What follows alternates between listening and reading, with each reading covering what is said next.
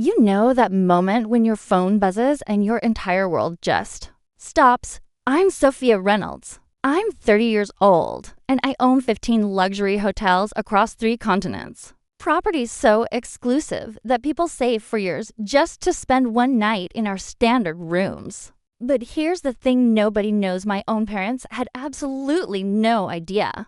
And when my phone lit up that Saturday afternoon with a text from my father, I honestly couldn't believe what I was reading. "You're not welcome in our 5-star hotel. Your presence would make the family uncomfortable. Please respect our wishes." Our 5-star hotel. I had to read it 3 times before the irony really hit me. They were banning me from my property, from the hotel I personally designed, that I funded, that carries my family name across its marble entrance. I sat there in my penthouse office, 40 floors above Central Park, staring at those words. Part of me wanted to laugh. Part of me wanted to cry. But mostly, I just felt this cold, clear anger settling in my chest. You want to know the craziest part? They had no idea who they were actually talking to. But I'm getting ahead of myself.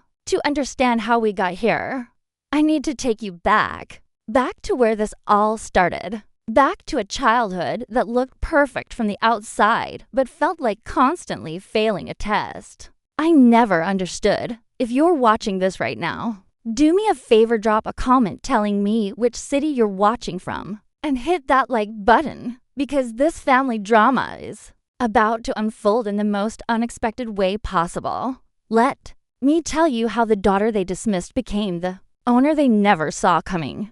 Growing up in Riverside, this wealthy suburb outside Boston, my life looked like something out of a magazine. Beautiful colonial house, perfectly manicured lawn, parents who seemed to have it all figured out. My father, Richard Reynolds, was one of Boston's top corporate lawyers. The kind of guy who wore expensive suits and carried himself like he owned every room he walked into. My mother, Patricia, spent her days organizing charity galas and sitting on boards for cultural institutions. To everyone else, we were the perfect American success story.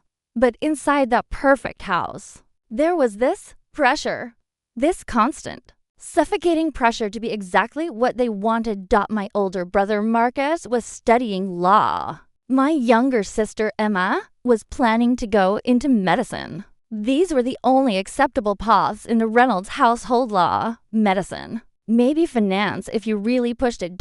And then there was me, obsessed with hotels. I know how that sounds. What kind of kid gets excited about hotels? But I couldn't help it.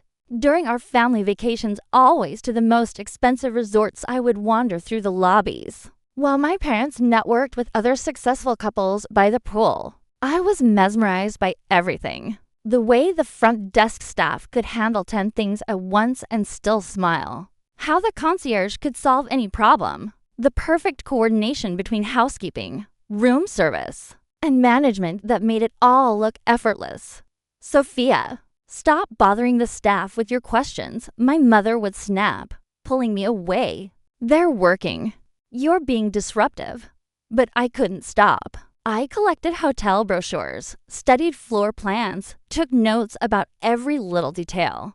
By the time I was 12, I could tell you the difference between thread counts in luxury linens and explain why certain hotels use specific scents in their lobbies. My bedroom became this archive of hotel memorabilia. Key cards from every place we stayed, branded pens, even those little shampoo bottles that housekeeping would give me when I asked nicely. This is just a phase. I heard my father tell my mother one night when they thought I was asleep, "She'll grow out of this nonsense and focus on something substantial, something that matters, something that matters." Those words stuck with me because what he really meant was something he approved of. High school should have been my chance to prove myself. I got straight A's, became captain of the debate team, editor of the school newspaper. I did everything right, but none of it seemed to matter unless it fit their vision of my future. I won this regional essay contest about innovation in the service industry. I was so proud of that essay. I had spent weeks researching, interviewing hotel managers, analyzing trends. When I showed my father the award, he barely looked up from his legal briefs. "That's nice, honey," he said, his voice completely flat. "But make sure you're focusing on your political science coursework. That'll actually help you in law school." He didn't even ask what the essay was about. That's when I realized something important: I was never going to get their approval by doing what they wanted, because what they wanted wasn't really about me succeeding.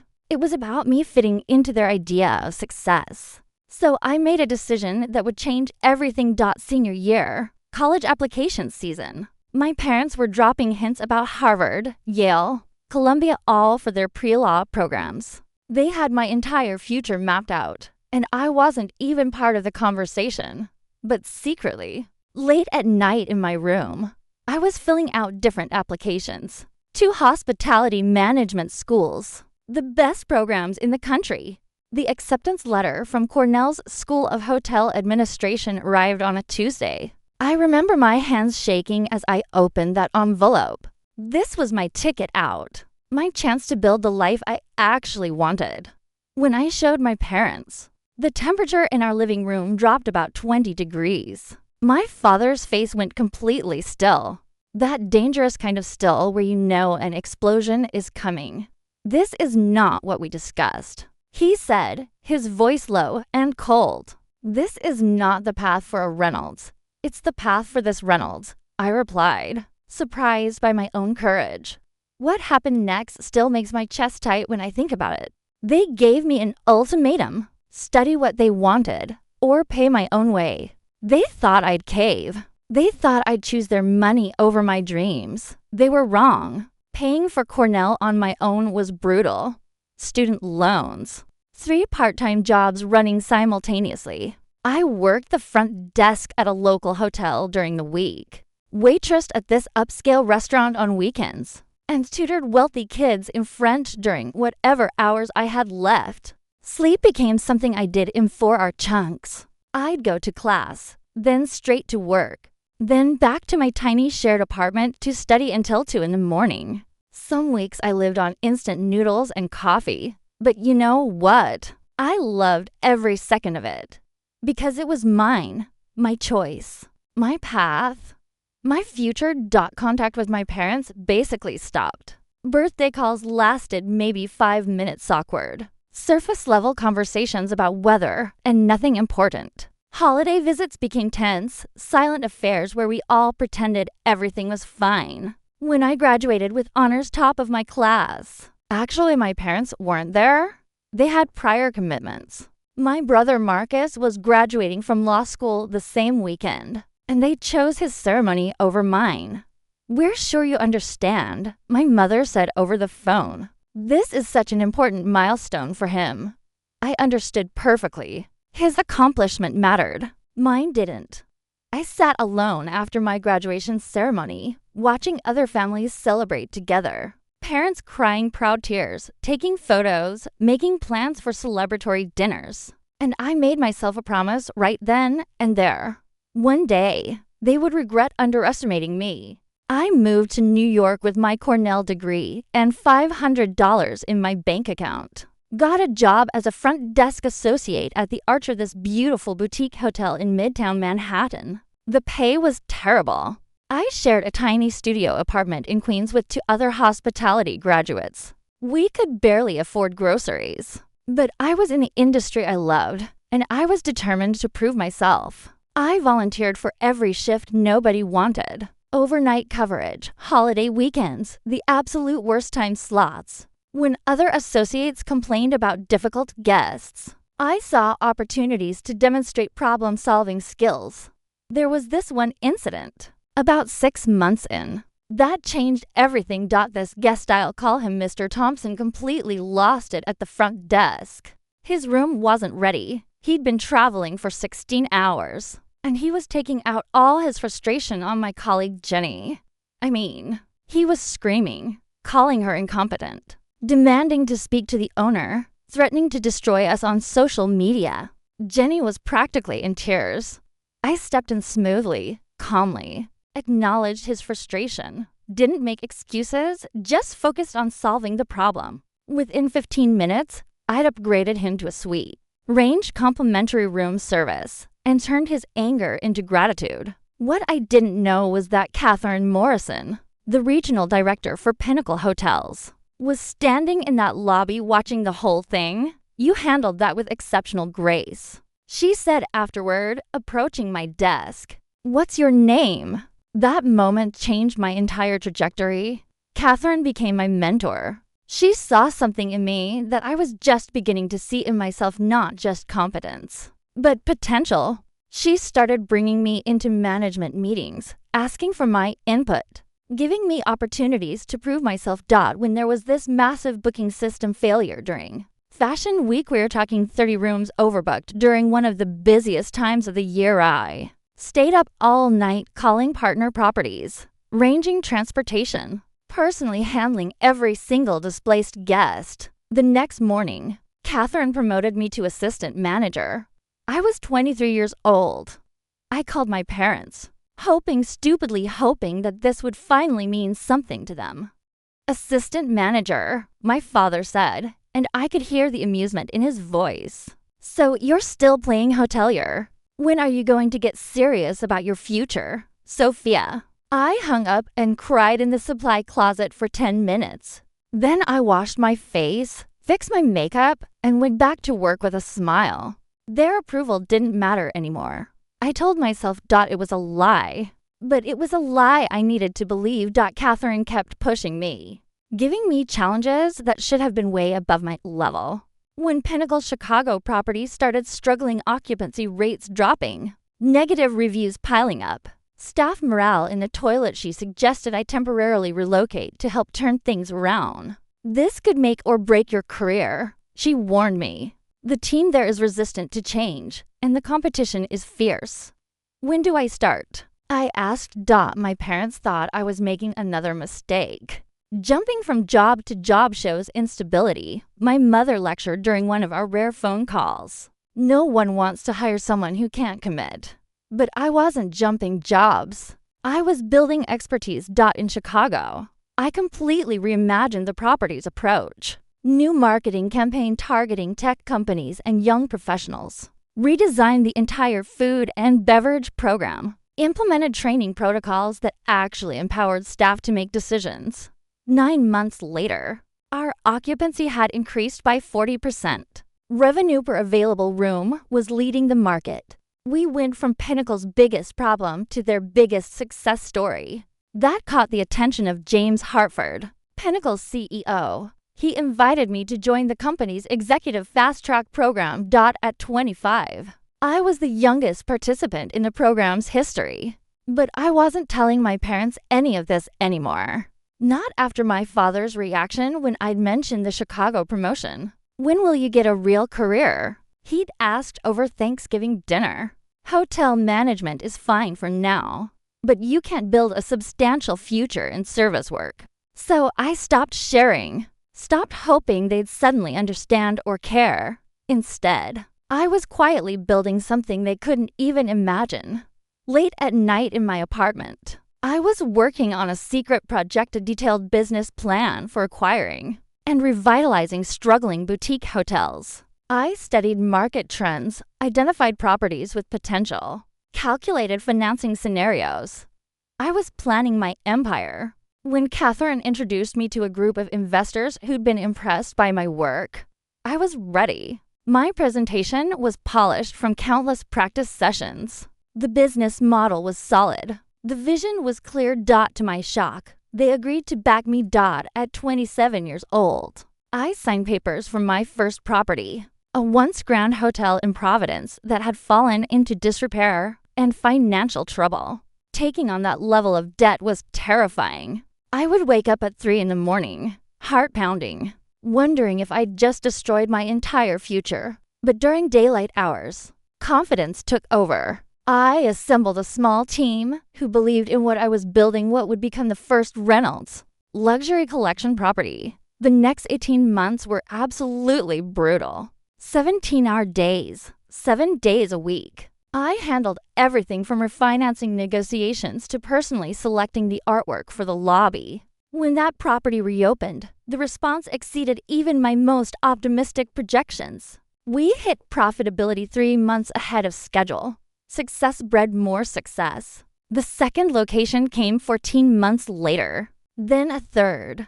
The Reynolds luxury collection was becoming a recognized name in the industry. Not just another hotel group, but a brand known for thoughtful design and genuinely personalized service. At 29, I received the Rising Star in Hospitality Award at a major industry conference. For the first time in years, my parents actually attended one of my events.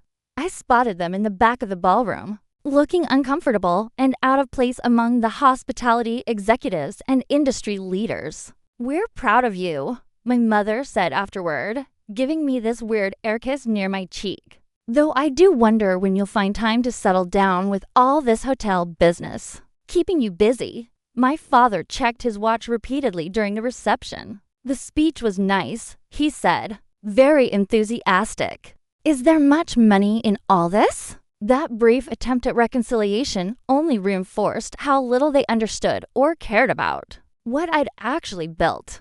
They saw me as their daughter with a cute job in hotels, not as the CEO of a rapidly growing luxury brand. So I stopped trying to make them understand, and I focused all my energy on building something undeniable. When James Hartford announced his retirement, Pinnacle Hotels suddenly became vulnerable.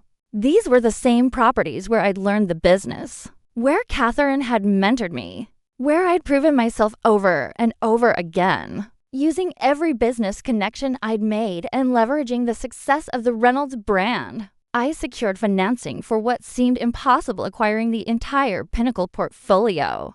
The business press called it the hospitality coup of the decade. At 30 years old, I rebranded everything as Reynolds Luxury Properties. Suddenly, I was running 15 hotels across 3 continents with over 3,000 employees. Let me say that again so it really sinks in. 3,000 employees. 15 properties in New York, San Francisco, London, Singapore, Tokyo, and 10 other major cities.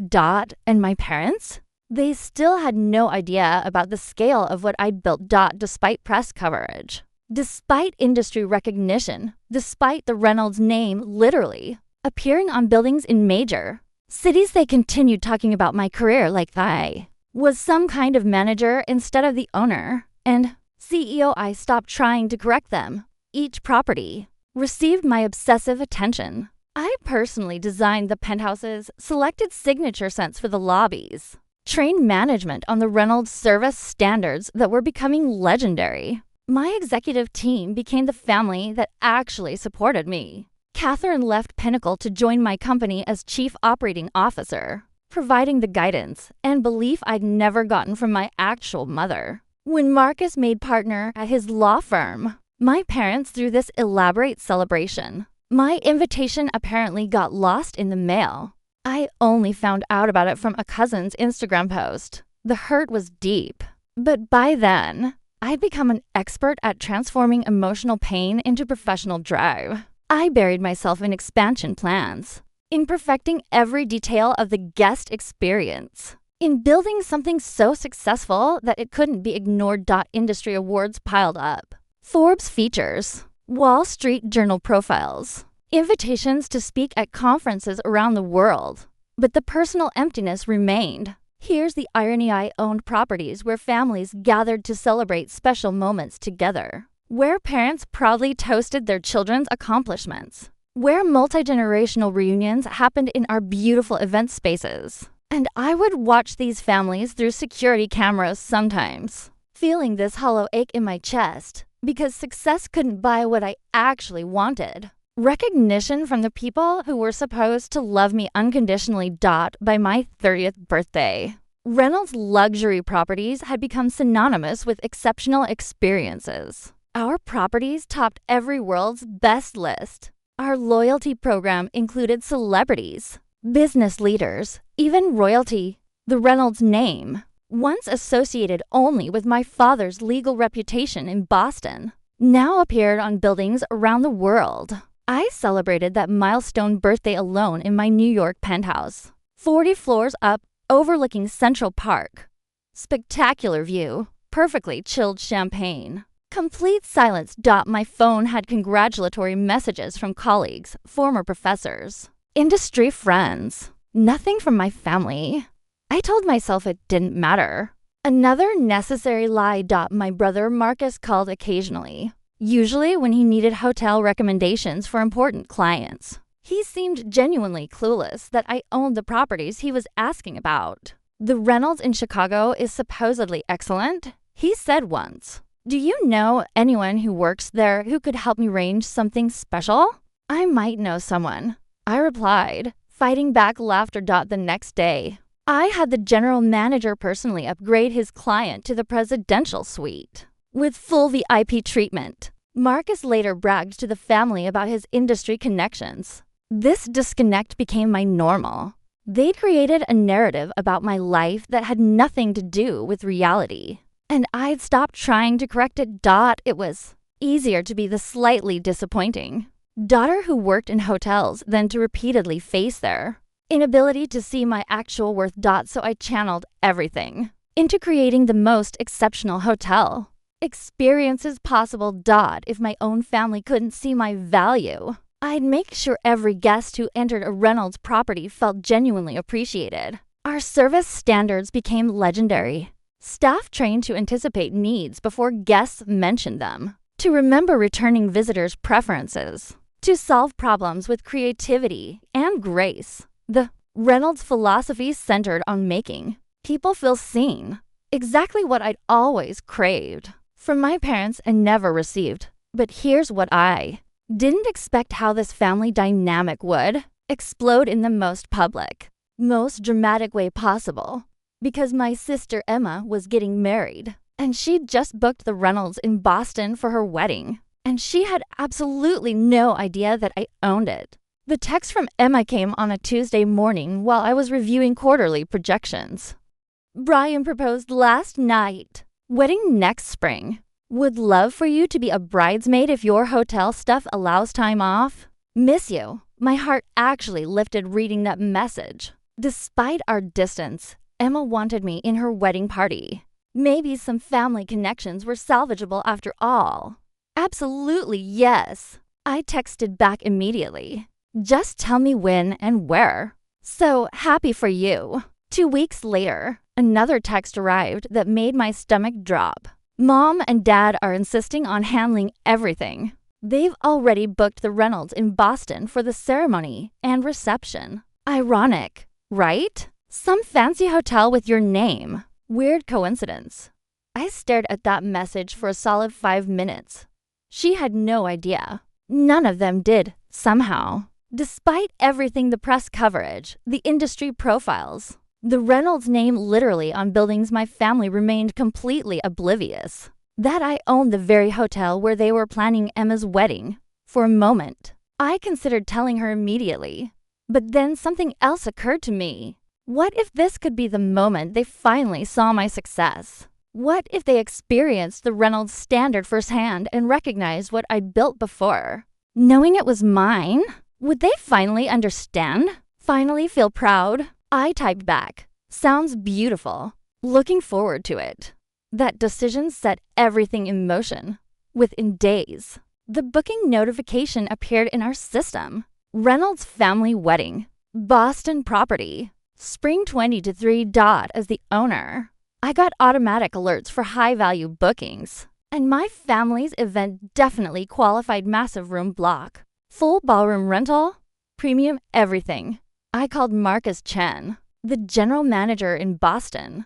Your family is booking our property, he said slowly, clearly confused. And they don't know you own it? Correct. And I'd like to keep it that way for now.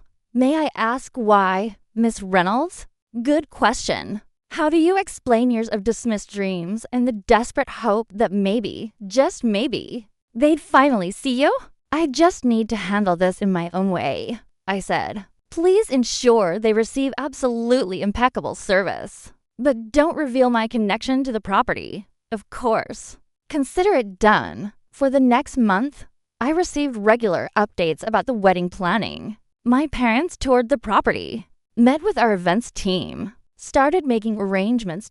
All while having zero idea their daughter owned every inch of it. I watched their first venue tour through security cameras from my office. Emma looked radiant with excitement. Brian, her fiancé, seemed appropriately impressed. But my parents immediately went into critical mode. The lobby seemed smaller than it appeared online. My mother commented to Alicia, our events coordinator, an incredibly talented woman I'd personally hired. The floral arrangements are a bit ostentatious, my father added, gesturing toward the signature Reynolds orchid display that I personally refreshed weekly.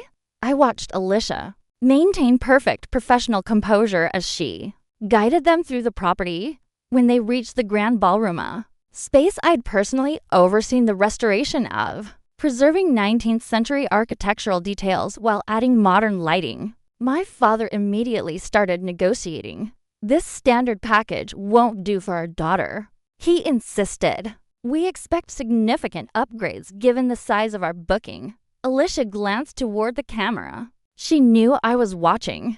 I texted her, offer Reynolds celebration package at standard rate. This package normally reserved for our most elite clients and priced at nearly double. Included numerous luxury enhancements. Offering it at the standard rate was unprecedented. But I wanted Emma to have the perfect wedding. Despite everything. As planning progressed, my parents' demands escalated. Room upgrades for 20 family members. Special menu items not on our catering list. Extended reception hours. Numerous other accommodations that would have been flatly refused for any other client. I approved every single one. My staff was struggling to maintain professionalism in the face of increasingly entitled behavior. But I kept authorizing the requests.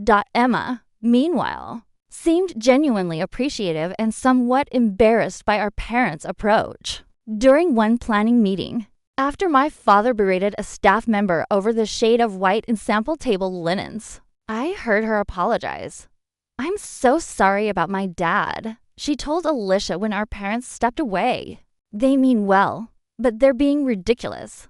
No apology necessary, Alicia assured her warmly. We want your day to be perfect. As the wedding weekend approached, I made arrangements to be present as a bridesmaid while continuing to maintain my secret. The charade was becoming complicated, but I was committed to seeing it through. What I didn't expect was how quickly everything would explode. The rehearsal dinner was held in our private dining room, a beautiful space with floor-to-ceiling windows overlooking Boston Harbor that I'd personally designed. Everything was going smoothly until the wine service. My father had selected an expensive Bordeaux that are sommelier, Ryan, a 23-year-old, who'd recently completed his certification, served with perfect technique. Except my father decided it was too warm. His reaction was immediate and explosive. This is completely unacceptable, he shouted at Ryan. For what we're paying, I expect perfection. Get me the manager immediately. Ryan's face went pale. He was new, trying his best, and being publicly humiliated by a guest he didn't know was the owner's father. Before he could respond, I stepped in. I couldn't watch my staff be mistreated anymore. Is there a problem with the service? I asked, momentarily forgetting I was supposed to be just another bridesmaid. My father turned to me, surprised. Sophia, this isn't your concern. I need to speak with management about the incompetence of their staff. I'm happy to help resolve the issue, I replied carefully, signaling Ryan to give us a moment. Since when do you know anything about wine service? My father scoffed. Just because you work at some hotel doesn't make you an expert on proper hospitality. The irony was almost funny. Almost. I know enough to recognize that the staff here is doing an excellent job, I said evenly. Perhaps we could address concerns privately without disrupting Emma's dinner? What I need, my father insisted, his voice rising, is to speak to whoever owns this place. Their staff needs proper training. He had no idea he was already speaking to the owner. The moment to reveal everything hovered there. But Emma's pleading expression stopped me. This was her rehearsal dinner, not the time for family drama. I'll make sure your concerns are addressed, I promised. Stepping away to speak with Marcus. Have the 1980 to Bordeaux brought up from my private collection, I instructed quietly. Serve it with my compliments. Don't mention my connection. This wine worth several $1,000s per bottle and not on any menu arrived moments later. Ryan presented it with perfect professional grace, explaining its provenance and exceptional quality. My father, momentarily silenced, accepted the wine without further complaint. The rest of the evening passed without incident, but the tension remained thick. As I went up to my penthouse suite that night, a room my family assumed I'd simply been upgraded to because of Emma's wedding. I knew the fragile peace wouldn't last. The real confrontation was coming, and it would be bigger than I could have imagined. The morning of Emma's wedding arrived with perfect spring weather. Clear blue skies, mild temperature, that gentle breeze that makes outdoor photos look magical. From my penthouse window, I watched the Boston Public Garden coming alive with early tourists and fresh greenery. Under different circumstances, this would have been a day of pure celebration. My phone buzzed at 7:30 a.m. with an urgent message from Marcus. Mr. Reynolds demanding complete ballroom reset. Claims table configuration is wrong despite approving final layout last week. Staff attempting to accommodate, but can't complete before ceremony without additional resources. I checked the time. Ceremony at 4 p.m. This kind of major change would normally be impossible, but I immediately authorized overtime for additional staff and called in our auxiliary event team. Before I could even shower, another message arrived. Mrs. Reynolds rejecting floral delivery from approved vendor, demanding specific orchid variety not seasonally available. Then another, premium bar package insufficient, demanding specific bourbon brands not in inventory.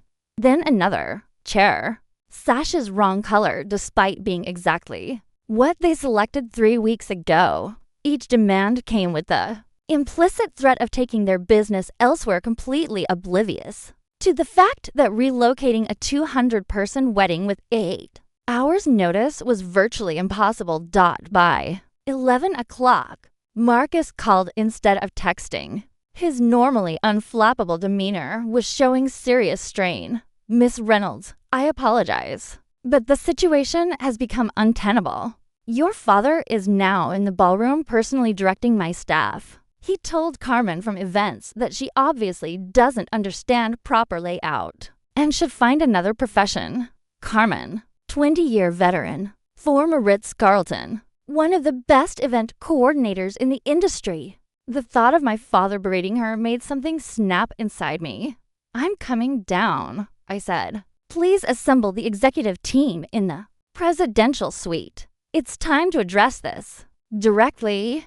I dressed quickly in one of my signature business suits instead of the bridesmaid dress hanging in my closet. Then I texted Emma. Need to speak with Mom and Dad urgently regarding wedding arrangements. Can you direct them to presidential suite? We'll explain everything soon. Her confused reply came quickly. What's going on? They're terrorizing the staff. What do you need to talk to them about? Trust me, I wrote back. This is important. 20 minutes later, my parents arrived at the presidential suite, clearly irritated at being pulled away from micromanaging the wedding preparations. Their expressions shifted from annoyance to confusion when they found not just me, but also Marcus and 5 other members of the Reynolds executive team waiting. Sophia, what is the meaning of this? My father demanded. We have a wedding to finalize, and the staff here needs constant supervision. I took a deep breath. This moment would permanently alter our family dynamic, but it was time. I need to clarify something. I began, my voice steady. The staff you've been berating aren't just hotel employees. They're my employees. My mother's brow furrowed. What are you talking about? Every person you've spoken to, every service you've demanded, every accommodation you've received, all of it has happened under my authority. What? My father said slowly. I don't work here. I continued. I own here. Reynolds Luxury Properties is my company. I founded it. I built it. I own all 15 properties across 3 continents, including this one. The silence that followed was absolute. My father's face cycled through expressions disbelief, confusion, and finally embarrassment, quickly replaced by defensiveness. That's impossible. He finally said, "You manage hotels. You never mentioned owning anything of this scale." I stopped mentioning my career achievements when it became clear they didn't interest you. I replied, "But yes, this is my company. The Reynolds in the name isn't a coincidence." My mother sank into one of the suite's chairs. "You own all of this? Since when?" "I founded the company 5 years ago with one property.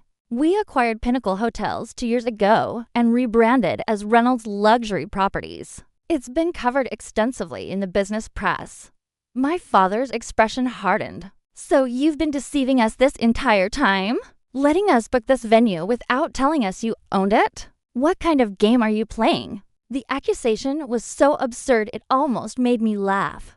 "Game?" I said, my voice rising despite my efforts to stay calm. "You've dismissed my career at every turn. You've treated my staff, some of the most dedicated professionals in the industry, with contempt. You've made demands that would be rejected from any other client, all of which I approved because I wanted Emma to have a perfect wedding. This is mortifying." My mother whispered, probably remembering every critical comment she'd made at that moment. Emma and Brian appeared at the suite door. "What's going on?" Emma asked, looking between us with alarm. "Why is everyone here instead of getting ready?" "Your sister has been hiding things from the family," my father began.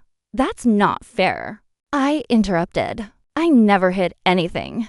You simply never asked, never showed interest. Do you know how many interviews I've given about building this company? How many industry awards I've attended alone because my own family couldn't be bothered to show up?"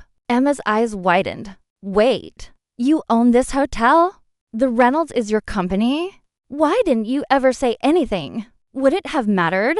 I asked softly. "When has anything I've accomplished ever been enough?" My father dismissed this with a wave. "This is hardly the time for your theatrics, Sophia. We have a wedding to finish arranging. 3,000 employees," I said, my voice cutting through his dismissal. 15 properties. A company valued at $1.2 billion. I built all of this while you were telling everyone I had a cute little job in hotel management. The numbers finally seemed to penetrate. My father actually fell silent. After a long pause, he asked, "Why didn't you tell us the company had grown to this extent? As family?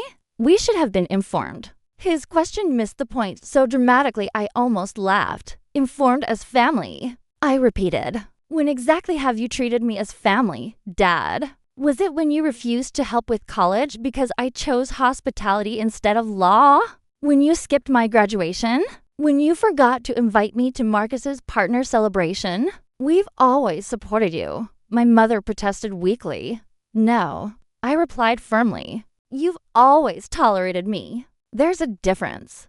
Emma moved to my side, taking my hand. "Sophia, I had no idea about any of this. Why did you keep it from me too? It was easier than constantly explaining why our parents couldn't acknowledge my success." I admitted, "I'm sorry for not telling you."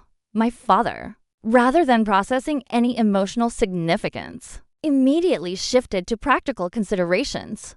"Well, now that we know about this connection, I assume the family will receive appropriate discounts for future stays. We've been paying full price when we could have been getting family rates." That question so perfectly capturing his inability to see beyond himself was the final straw. "THIS is what you take from this moment?" I asked incredulously. "Not pride in what your daughter built, not regret for how you've treated her staff, just concern about whether you've been getting the best possible price?" Brian, who'd remained silent, gently suggested, "Perhaps we should consider moving the wedding." "This seems complicated." My father seized on this immediately. "Yes, that might be best. We wouldn't want to impose on Sophia's business." His tone made it an insult. The contract is signed, I pointed out. Everything is prepared. Moving now would be logistically impossible. Then we'll simply proceed as clients rather than family, my father declared coldly. Since that appears to be how you prefer things. He took out his phone and typed something. Seconds later, my phone buzzed. I looked down at the message from my father. You're not welcome in our 5-star hotel. Your presence would make the family uncomfortable at Emma's wedding. Please respect our wishes as clients. I stared at those words claiming ownership of my hotel while banning me from my sisters. Wedding. The breathtaking audacity left me momentarily speechless. When I found my voice, it was perfectly steady. Marcus, please escort Mr. and Mrs. Reynolds back to their suite. Emma, I'm so sorry this is happening on your wedding day. I would never want to ruin this for you.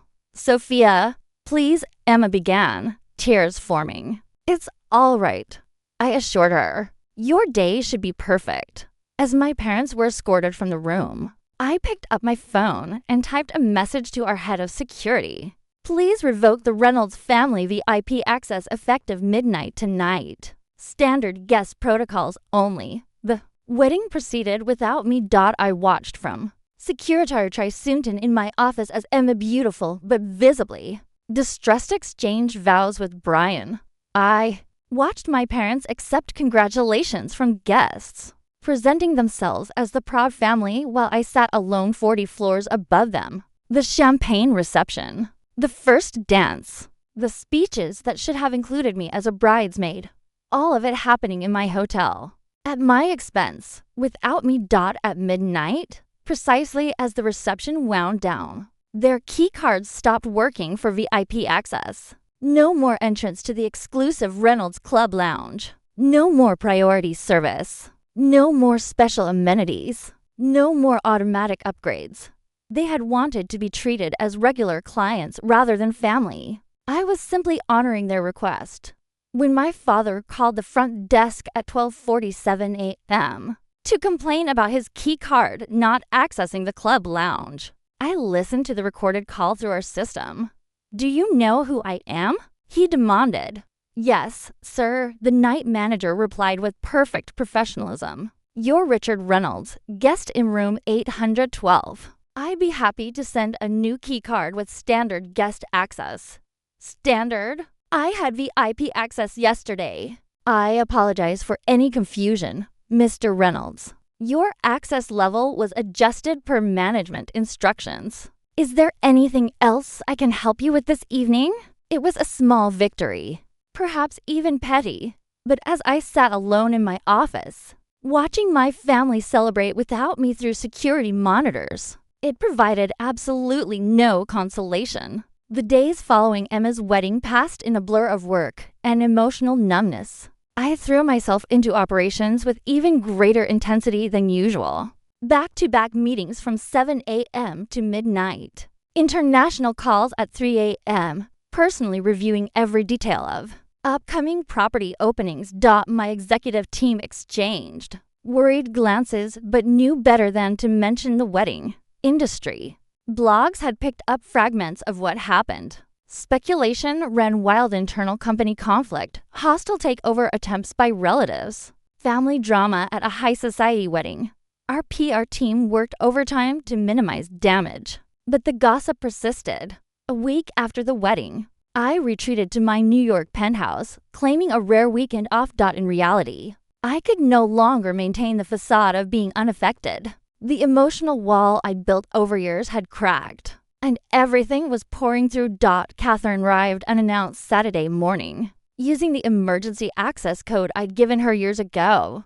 You're not answering calls or emails, she said, finding me still in pajamas at 11 a.m., surrounded by takeout containers and spreadsheets. The team is worried. I'm fine, I insisted automatically, just catching up on quarterly projections. Catherine, who'd known me since I was a front desk associate handling difficult guests, with perfect composure simply raised an eyebrow. Sophia, I've watched you build an empire by transforming pain into ambition. But eventually, the pain needs to be addressed directly. What would you suggest? I asked, aiming for sarcasm but hearing the vulnerability in my voice instead. Therapy. Real therapy. Not just burying yourself in work. I started to protest, but she held up her hand. This has never been about them. Catherine continued gently. This is about you. What you need. What you've been seeking through all this success. I built this company because I believe in exceptional hospitality. I said weakly, you built this company to prove your worth to people who were never going to see it. She countered, and in the process, you created something extraordinary. But the hole inside doesn't get filled with more properties or higher profit margins. The truth of her words broke something open inside me. For the first time since I was a child, I allowed myself to cry openly in front of another person. Years of suppressed hurt, disappointment, and longing poured out. Catherine simply sat with me, offering the maternal comfort that Patricia Reynolds had never provided. When the storm finally subsided, Catherine said quietly, your success is real. Your company is extraordinary. Neither of those things requires your parents' validation to be true. Then why does it still hurt so much? I whispered. Because you're human, she replied simply. And it's time you allowed yourself to be. That conversation marked the beginning of a different kind of journey. The next day, I made 2 calls. One to a highly recommended therapist specializing in family trauma. Another to Emma. My sister answered immediately. Sophia, I've been trying to reach you for days. Are you okay? Not really, I admitted, the honesty feeling foreign but necessary. But I'm working on it. How was the honeymoon? Beautiful, but completely overshadowed by what happened, she said, her voice thick with emotion. I had no idea. Sophia, about the company, about how Mom and Dad have treated you all these years. I feel terrible. You have nothing to feel terrible about, I assured her. I should have been more open with you. They were wrong, Emma said firmly. What they did at the wedding was unforgivable. Have you spoken to them? No, and I don't plan to for a while. I understand, she said quietly. But Sophia, I want us to stay connected. Whatever happens with them, I don't want to lose my sister again. That simple affirmation meant more than she could know. Over the following months, I maintained limited contact with my parents while focusing on my own healing. Weekly therapy sessions helped me recognize patterns I'd never acknowledged. How my entire identity had become wrapped up in proving my worth through achievement. How I measured my value through external validation rather than internal fulfillment. Success became your armor, my therapist observed during one particularly insightful session. If you could just be successful enough, impressive enough, it wouldn't matter that your parents didn't value you. And now, I prompted. Now you're beginning to understand that no amount of success can heal that wound. Only you can do that. This realization led to gradual changes in how I operated the company. I established the Reynolds Hospitality Foundation, providing scholarships to first-generation college students pursuing careers in the industry. Students whose families didn't support their choices. Students like I had been. I developed mentorship programs for young professionals facing similar struggles. For the first time, I began cultivating a life outside work. I reconnected with college friends I'd lost touch with during my single-minded climb to success. I accepted a dinner invitation from Daniel, an architect who designed our Singapore property, and was surprised to find myself actually enjoying his company. Not mentally drafting emails throughout the meal. Not checking my phone every 5 minutes. Just present. You seem different, Daniel observed over dessert. More present. I'm trying to be. I admitted. My executive team noticed the changes too. Meetings became more collaborative rather than directive. I began taking actual weekends freely off. Not just working from home, and encouraged my staff to maintain healthier boundaries as well. 6 months after the wedding incident, I received an unexpected email from my mother. The subject line simply read, "Saw this." Attached was a link to a Wall Street Journal profile of me and Reynolds Luxury Properties. The article detailed the company's growth, innovative approach to hospitality, and my personal journey from front desk associate to industry leader. The body of the email contained just one line. We had no idea it was this significant. I stared at that message for a long time before responding. Finally, I typed, "There's a lot we don't know about each other. Perhaps that could change." This tentative exchange opened a channel of communication, though progress remained slow and fragile.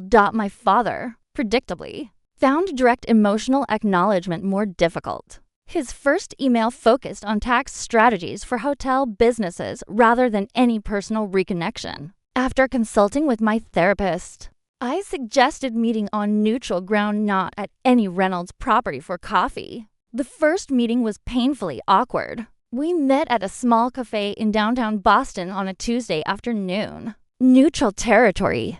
No staff watching. No pressure of being in my domain, or there's. My father discussed the stock market. My mother made nervous observations about the cafe's decor. Surface-level conversation that avoided anything real. Finally, I put down my coffee cup. "I didn't come here to talk about interest rates," I said. "I came to begin rebuilding a relationship. If that's something you both want." My father shifted uncomfortably. "We've always wanted a relationship with you, Sophia. You were the one who became distant." I felt the old anger rising, but pushed it down. Arguing about the past was pointless. My therapy had taught me that.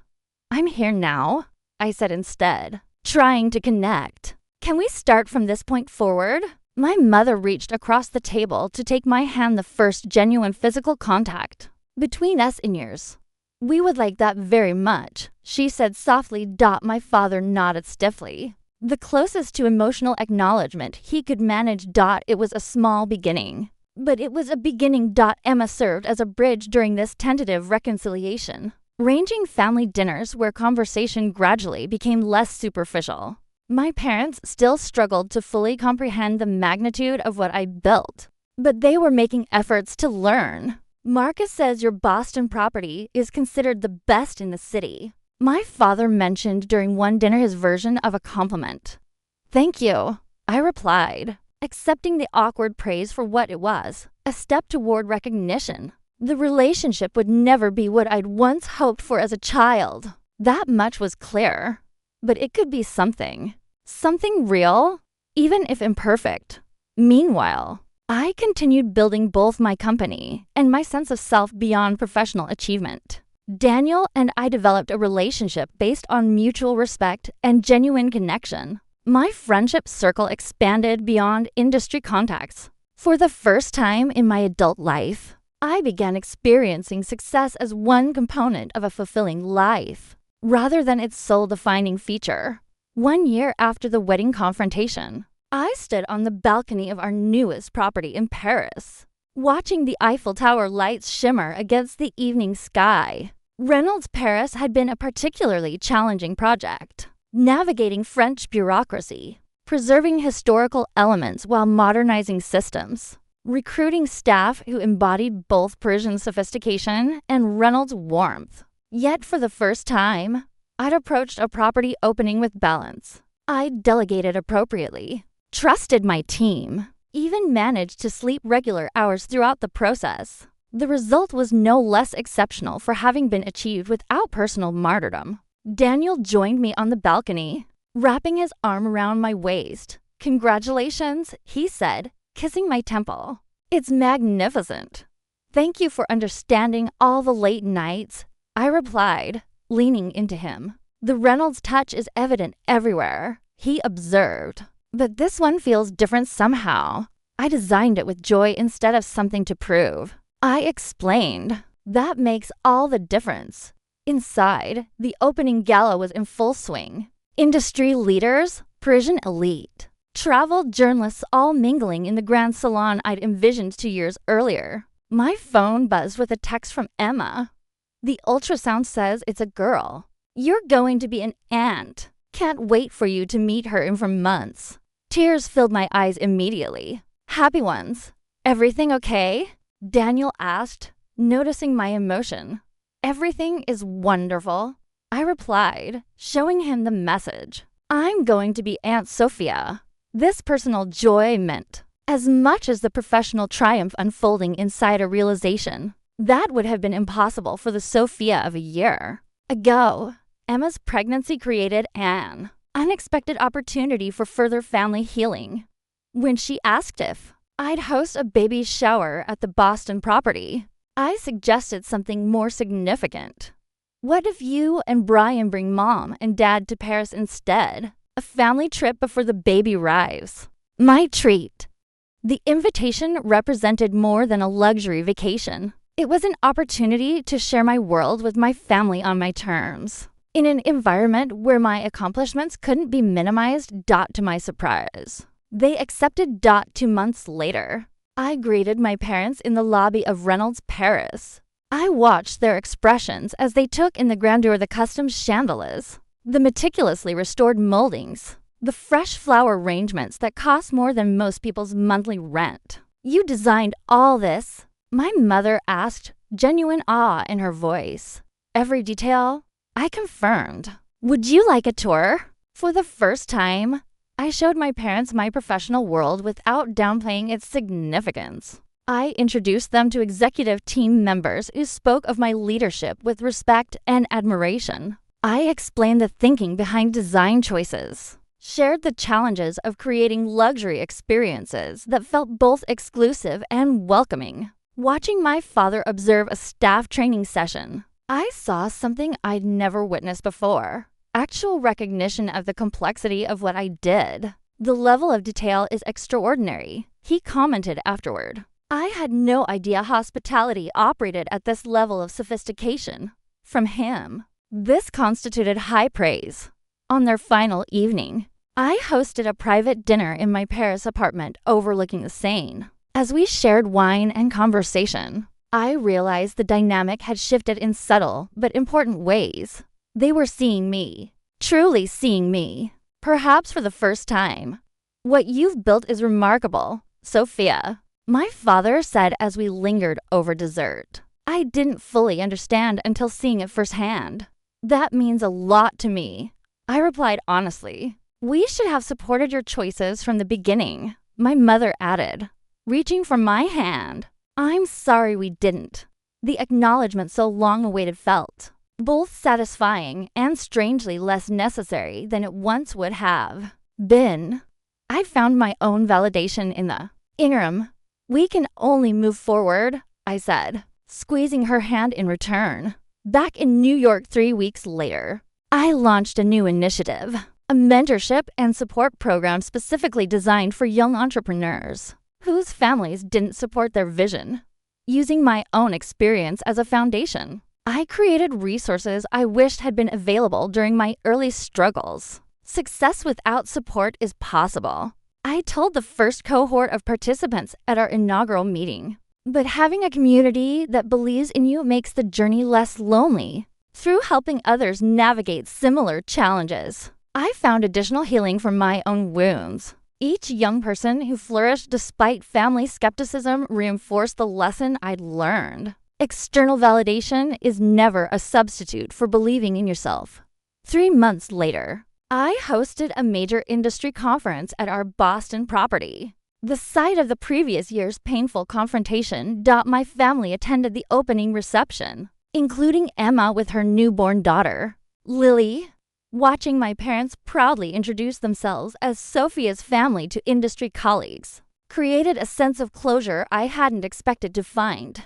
Later that evening, in my office overlooking Boston Harbor, I received a text from my father. The keynote was excellent. Your points about authentic luxury resonated with everyone. Proud of what you've accomplished. I smiled at the message, not because I needed his approval, but because it represented growth on both our parts. My success no longer hinged on their recognition, and they were finally able to see the value in the path I'd chosen. Turning to look out at the city lights reflecting on the water, I felt profound contentment. The journey had been far from easy, but it had led me to a place of genuine peace. Success defined on my own terms. Relationships based on authentic connection rather than obligation. and the freedom that comes from writing your own story instead of conforming to someone else's expectations. Emma appeared at my office door, baby Lily sleeping peacefully in her arms. "She's been fussy all evening," Emma said softly. "But the moment we got to your office, she settled right down. I think she knows her Aunt Sophia's space is special." I took my niece carefully, marveling at her tiny features.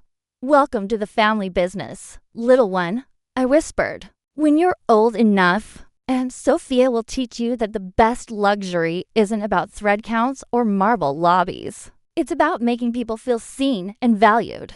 Emma smiled. "You've come so far, Sophia, not just professionally, but in here." She touched her heart. "I'm so proud of you."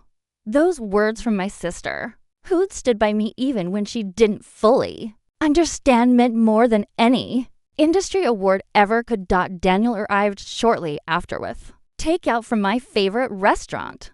Thought you might need dinner," he said, kissing my cheek. Big day. As we sat together in my office, Emma, Daniel, baby Lily, and me, I realized this was what success actually looked like. Not the properties or the profit margins or the press coverage. This connection, love, family that showed up because they wanted to, not because they had to. My phone buzzed with a message in the Reynolds executive group chat. "Marcus from Boston. Conference feedback is off the charts. 3 properties already requesting similar events. Catherine, you've built something extraordinary. Sophia, not just a company, but a legacy." I typed back. "We've built it together. Thank you for believing in me when I couldn't fully believe in myself." Outside my window, the city continued its endless motion. Lights twinkling in office buildings where other people were chasing their own versions of success. I hoped some of them had people who believed in them from the start. But for those who didn't, for those who were building their dreams alone, against the wishes of people who should have supported them, I hoped they'd find their own version of this moment, where success felt like peace instead of proving, where achievement was celebrated rather than used as armor, where love was freely given rather than conditionally earned. 3 years after that wedding, I'm standing in the lobby of Reynolds Tokyo, our 16th property, at the grand opening. The space is breathtaking. Traditional Japanese design elements blended seamlessly with modern luxury. Every detail perfect. But what makes me proudest isn't the architecture or the rave reviews from travel journalists. It's the young woman approaching me nervously. "Miss Reynolds," she says, her accent suggesting she's local. "I just wanted to thank you. I received one of your foundation scholarships last year. My parents wanted me to become a doctor, but I wanted to study hospitality. They said it was shameful work. Your scholarship didn't just give me money, it gave me permission to believe my dreams were valid." She's crying now. "So, what's your name?" I ask. Yuki, can I tell you something? The most important thing I've learned is that other people's inability to see your worth says nothing about your actual value. You already had permission to follow your dreams. You just needed to give it to yourself." She nods, wiping her tears. "I'm interning here this summer." She says shyly, "Maybe one day I'll run a property like this. Maybe one day you'll own a property like this." I correct gently, "Don't limit your dreams to what other people think is possible." After she walks away, Daniel slips his hand into mine. "You're changing lives," he observes. "I'm just sharing what I learned the hard way." I reply. My phone buzzes. A text from my mother. "Your father and I are watching the live stream of the Tokyo opening. It's beautiful, sweetheart. You should be very proud." I am proud, but not because they finally see it. I'm proud because I built something meaningful. Because I stayed true to my vision even when it was lonely and hard. Because I transformed pain into purpose. And because I learned that the approval I was seeking all along could only come from one person, myself. So, what's your experience with family members who dismissed your dreams? Have you ever had to prove yourself to people who should have believed in you from the start? Let me know in the comments below. I read every single one. If this story resonated with you, please hit that like button and subscribe. Share it with someone who might need encouragement to follow their own path, even when those closest to them don't. Understand. Remember, sometimes the greatest triumph isn't proving others wrong. It's discovering you no longer need their approval to know your own worth. Thank you for listening to my story. Until next time, stay strong, stay true, and never let anyone else write your story for you. You're the only author your life needs.